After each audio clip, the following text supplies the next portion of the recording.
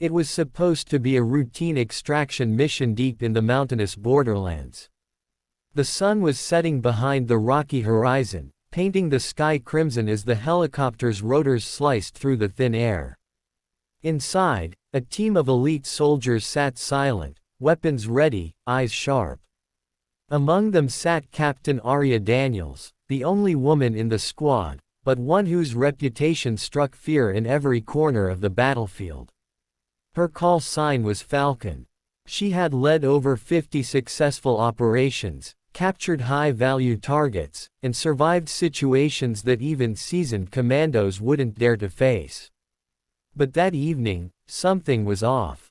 The air in the cabin was tense, the radio static unusually loud, and the pilot's voice a little too calm. She could feel it. Betrayal was in the air. As the helicopter hovered over the extraction zone, Arya gave the signal. Her team was supposed to rappel down, secure the perimeter, and extract a captured informant. But before she could move, she heard a chilling metallic sound. The click of a gun. She turned sharply, only to see one of her own men aiming his rifle at her. "Orders changed, Captain," the soldier said, eyes cold. "Command says you're compromised." Before she could react, two men grabbed her by the vest, unhooked her harness, and dragged her toward the open door. The wind roared like a beast, and for a split second, she saw the ground miles below, jagged cliffs, deep forest, and certain death. Then, without hesitation, they shoved her out. The helicopter vanished into the darkening sky, leaving her body falling fast through the empty air. The wind tore at her uniform, her heart pounded in her ears. She tried to stabilize her fall. No parachute, no safety, no hope. The world blurred into streaks of red and black as she plummeted toward the earth. But Arya Daniels wasn't just any soldier. She was a ranger, trained to survive the impossible. She twisted her body midair, using the training drilled into her since the beginning of her career. Every ranger learns to read terrain, use the environment, and adapt under extreme duress. She spotted a cluster of pine trees ahead, dense, tall, and sharp. A deadly choice for most, but her only chance to slow the fall. She aimed for them. Seconds before impact, she pulled her arms over her head, braced for contact, and crashed through the first layer of branches. The impact tore through her side, sent pain screaming across her body, but she hit another branch, and another, until her momentum slowed just enough.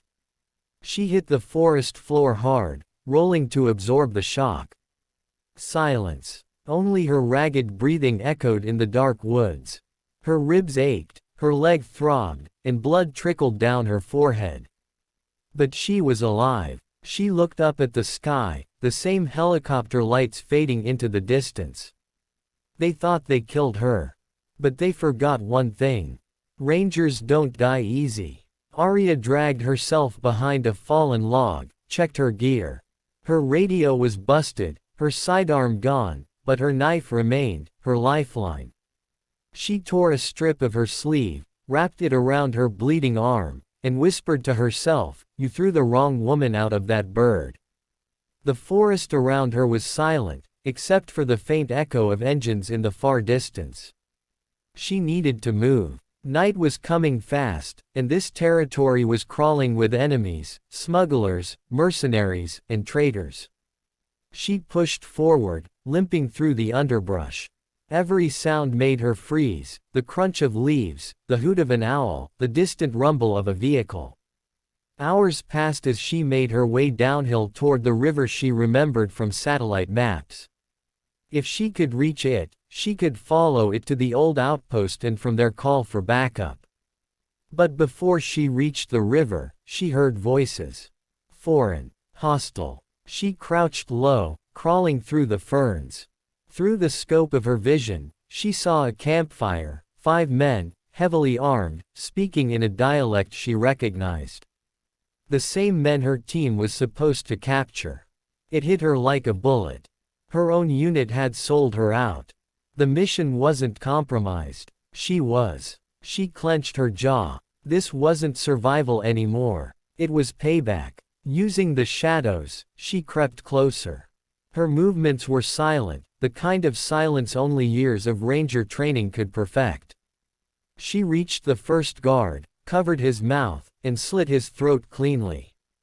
The second turned around too late, a sharp kick to the knee, a twist, and silence.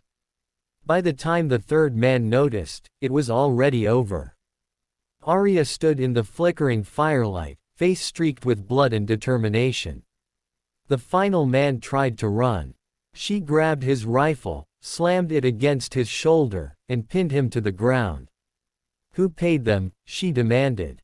"Your team," he gasped. "The colonel, he wanted you gone."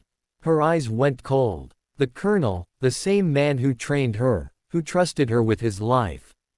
She left the man tied, took his rifle, and pressed forward. Her next stop, revenge.